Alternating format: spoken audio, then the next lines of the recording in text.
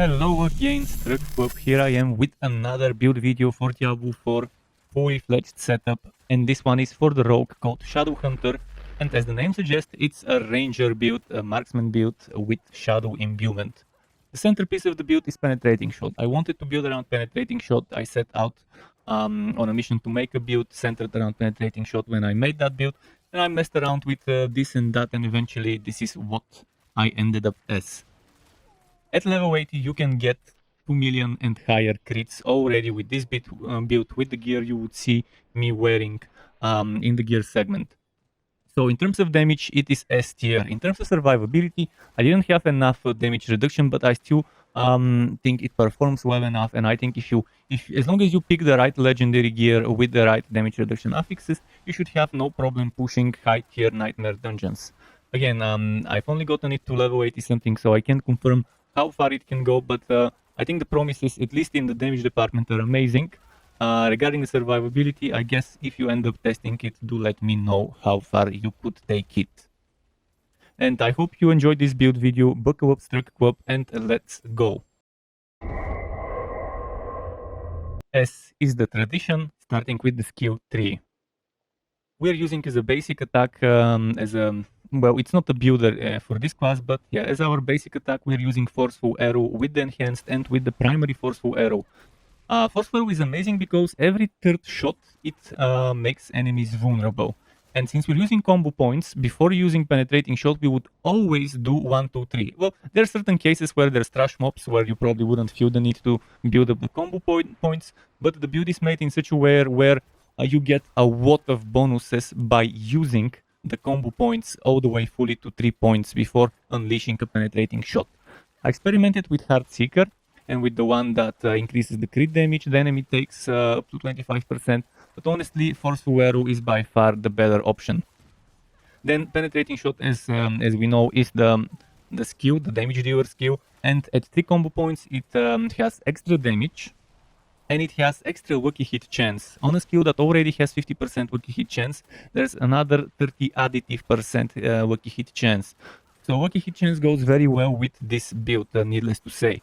Now we have enhanced penetrating shot and we have improved penetrating shot. I think I personally prefer improved penetrating shot over to advanced penetrating shot.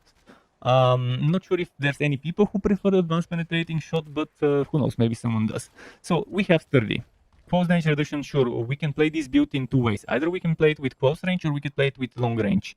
I'd rather have the close damage reduction than not have it, and I'd rather have this healing from siphoning strikes than not have it, in case enemies come close to me. If you play this close range, if you want to get the most out of this build, considering we're using the unique Condemnation Dagger, swap out Forceful Arrow for Fundamental Puncture. Fundamental Puncture and playing close / mid-range, ideally point-blank shotgun, would be better than Forceful Arrow.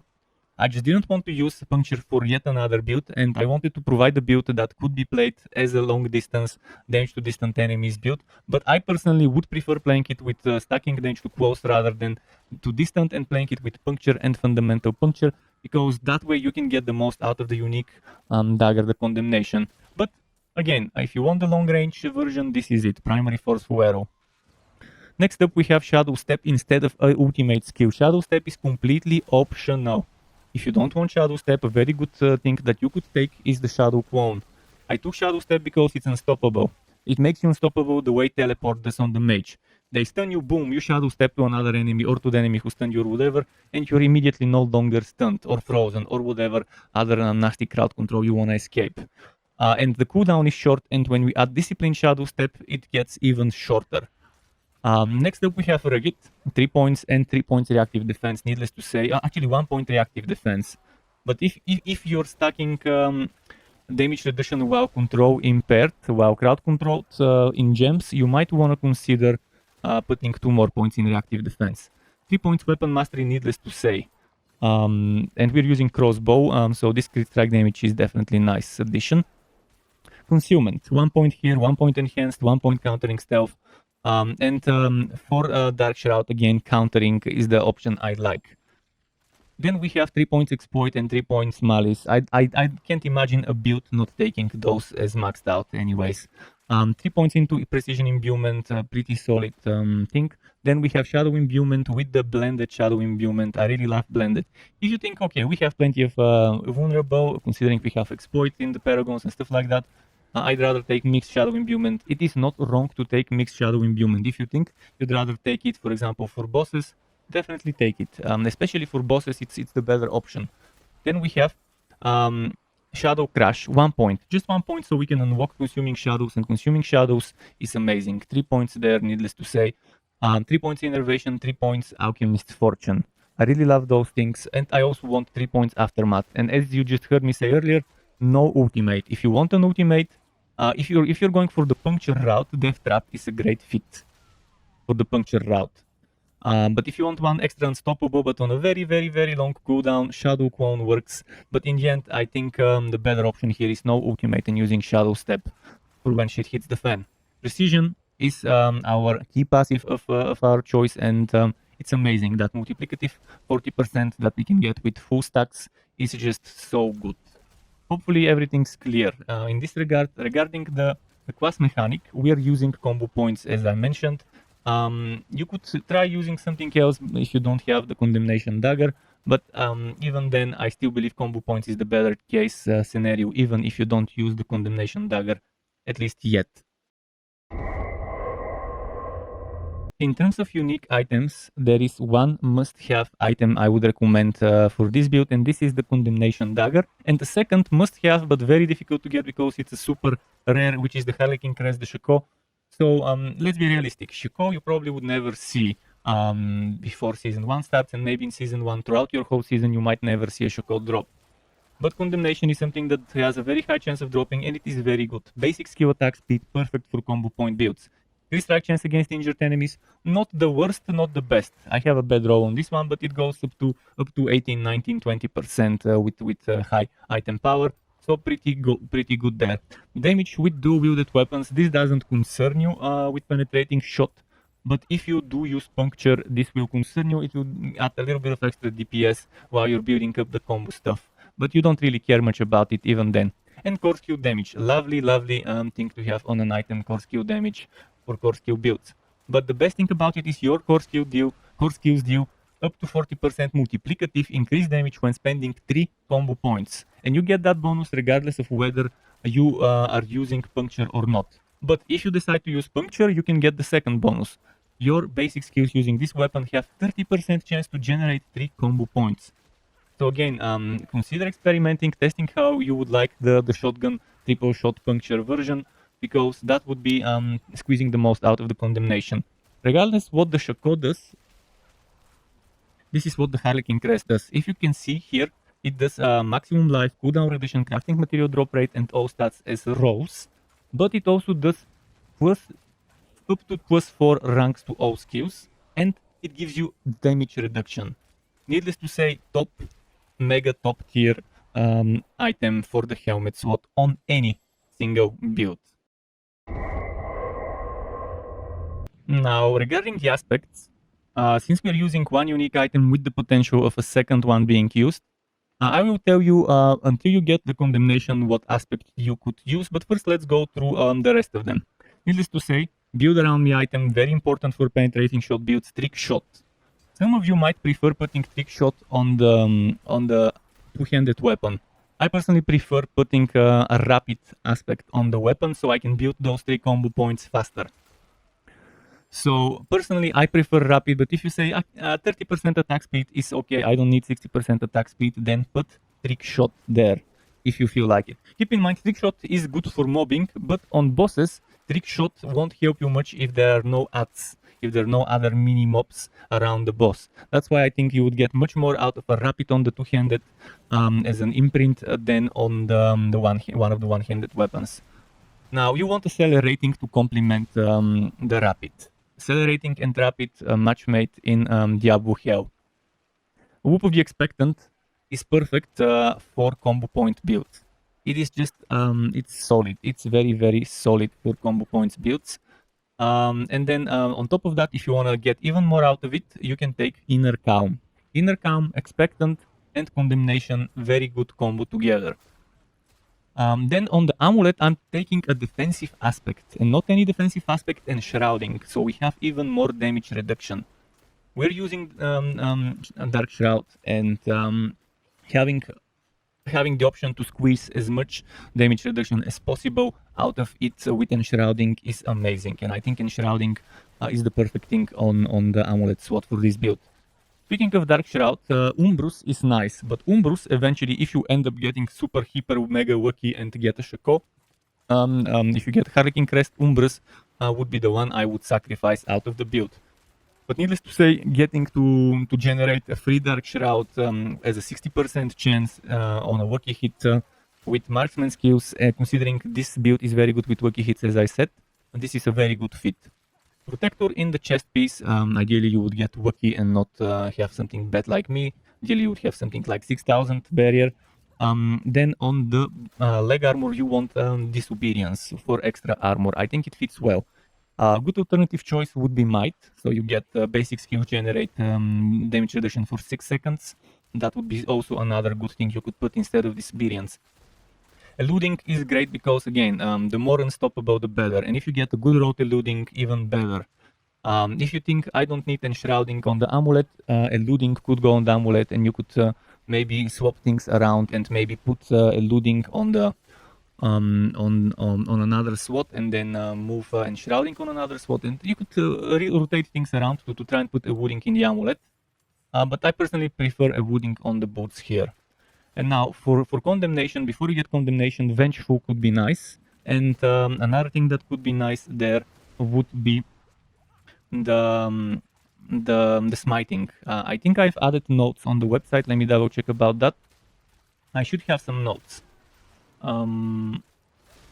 If I don't, I will add them. But yeah, Vengeful and Smiting are good options. I've put Vengeful here, but Smiting is a good alternative to that one. Regarding gems, short and to the point. Emeralds in the weapons. All 3 weapons, 4 emeralds. On the accessories, unfortunately resistances are trash right now until they rework them in Season 2. So I strongly suggest using armor. Obviously in the new season there will be certain things that would be better. I would try to add notes when I have information about the seasonal jewelry, and then I would add notes somewhere on that build on my website, and maybe as a comment on YouTube what ones I would suggest for the seasonal accessory stuff. But before the season, go armor with clothes. In the armor, put rubies, or alternatively put Topaz. Topaz damage reduction while control impaired, very good to have that, because when shit hits the fan, damage reduction is your friend. We don't have Fortify, so we cannot take Sapphire. So if you don't want life, if you don't need life, Topaz is a great choice. Now here is a segment that might take a little longer. In order to cheat and to help you, to help save time, I will go to my website and to my spreadsheet. So for the helmet, priority number 1, cooldown reduction, number 2, maximum life. After that, filling with core stats or even maximum energy would be fine, and then total armor. There are other things such as, for example, basic skill attack speed. Basic skill attack speed probably should be equal priority to maximum life.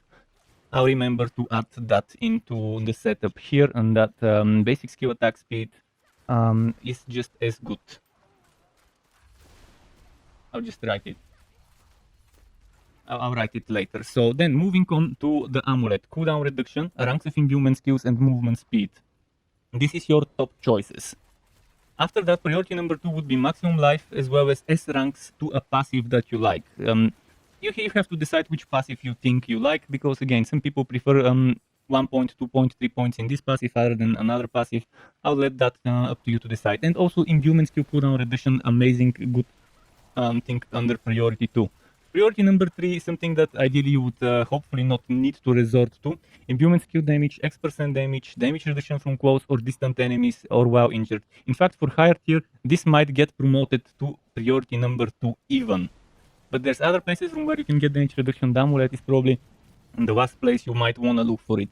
And bottom tier, but still okay and good, is energy cost reduction. For the chest, damage reduction from close and distant enemies, top priorities. Maximum life and X% damage, maybe second priorities, and core stats as a fewer Eventually, at level 100, you would need 1, 2, maybe 3, maybe even 4 items with core stats. Boots is one of the best places from where you could get core stats, but if you need to, chest is not that bad to get it from. Other good stuff is again imbuement skill damage, marksman skill damage, shadow damage. Stuff that is okay as a fewer if you don't get lucky with the rolls, with the damage reductions, and the life something temporary to keep there. Fence, damage reduction from close and distant enemies, top tier again. Priority number 2, maximum life damage reduction while injured. Ideally, those 4 things would be it. If you get this and that, and this and that, that would be very nice. Because why get close and distant? Because again, it's gonna be hard to make sure you're only getting hit by close or only getting hit by distant enemies. That's why getting both of them is nice. Alternatively, X ranks to consument, dark shroud, and core stats is definitely nice. Then other good things to consider: imbuement skill cooldown reduction on pants, very good thing to try and get if you're getting unlucky with the good stuff. Test auto armor damage reduction, bottom tier there. Top tier for the gloves, ranks to penetrating shot, ideally 3, that gets upgraded to 4. Then critical strike chance in the gloves, another top tier bonus for us, and damage to injured enemies and attack speed, other bonuses for us. Then alternative choices, chance to restore primary resource and lucky hit chance. Lucky hit chance, as I mentioned, works well with this build, and having this one won't be that bad either. But I personally would probably choose ranks with penetrating shot, crit strike chance, and maybe damage to injured and attack speed. And if I can't get one of those, few with core stats would be probably better for the Paragon Boards. Boots. Movement speed, energy cost reduction, damage reduction while injured. You want those 3 things.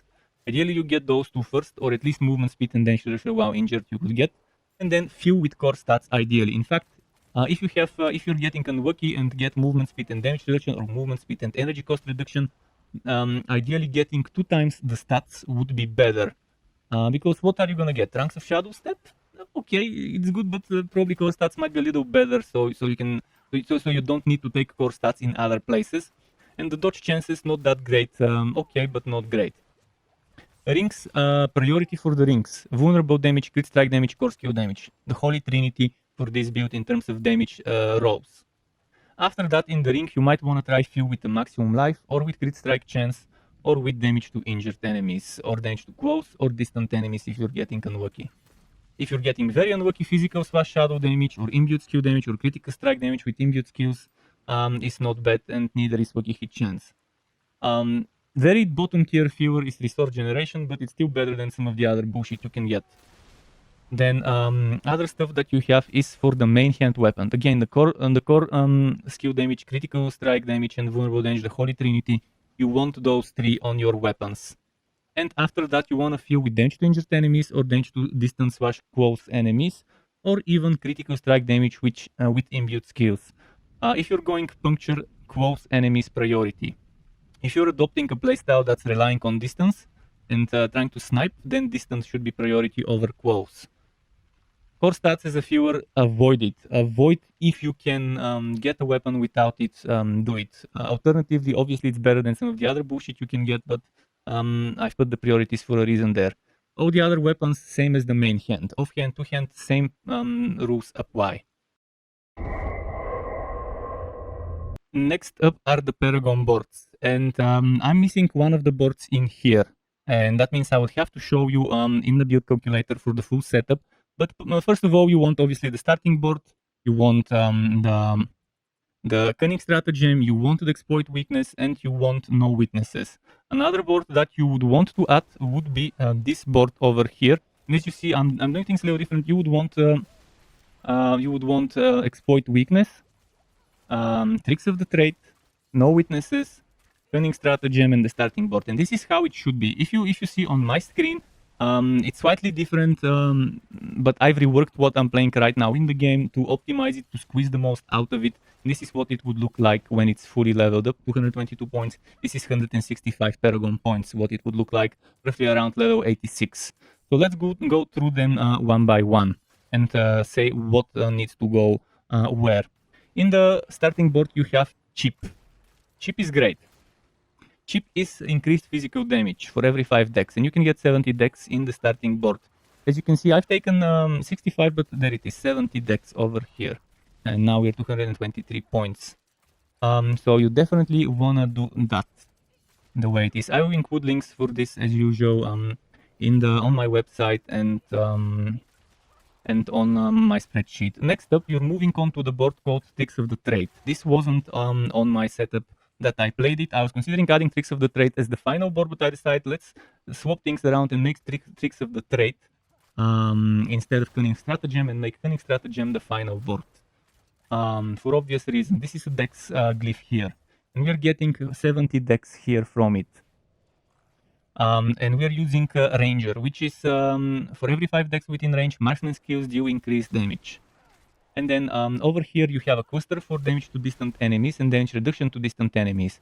But if you decide to go close enemies, you can remove those points and spend them here.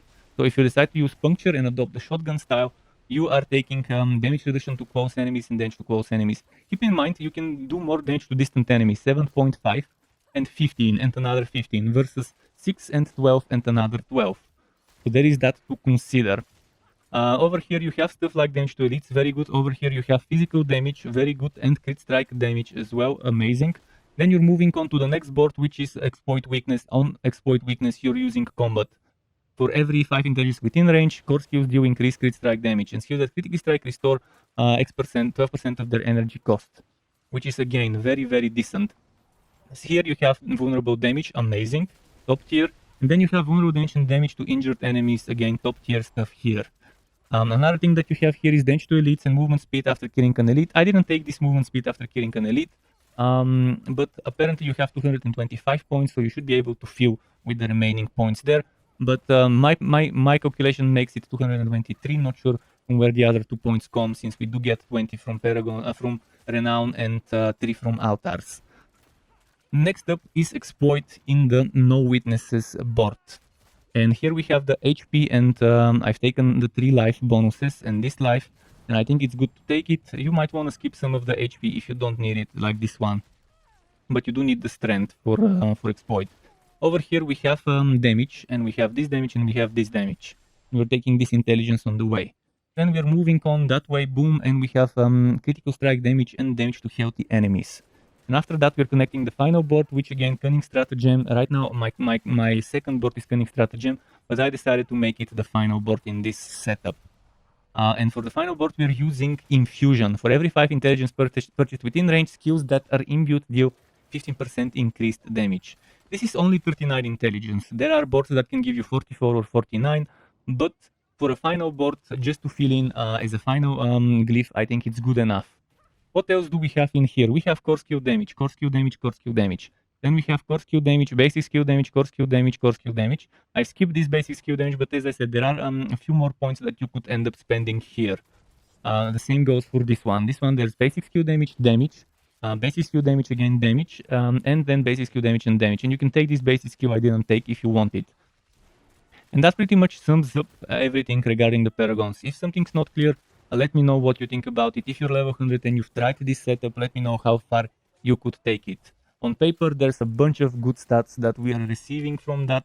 So definitely a lot to be desired. As long as you have the right damage reduction on items, as long as you are using the right rolls, you should have no problem taking this very, very far. To get notified when I upload more content like this one or other builds and guides for Wooter and not so Wooter games, you can subscribe to my channel and hit that bell button to not miss out on notifications. As well as keep in mind there's something called memberships on YouTube, which lets you be a paying member for my channel to get access to perks such as emotes and badges made by me, as well as the option to get one-on-one tutoring for the very basics of Adobe Photoshop, Premiere and After Effects. And memberships can be cancelled at any time if you no longer wanna be a member. Thanks for watching all the way until the end. Struck up, keep it cool until next time, and goodbye.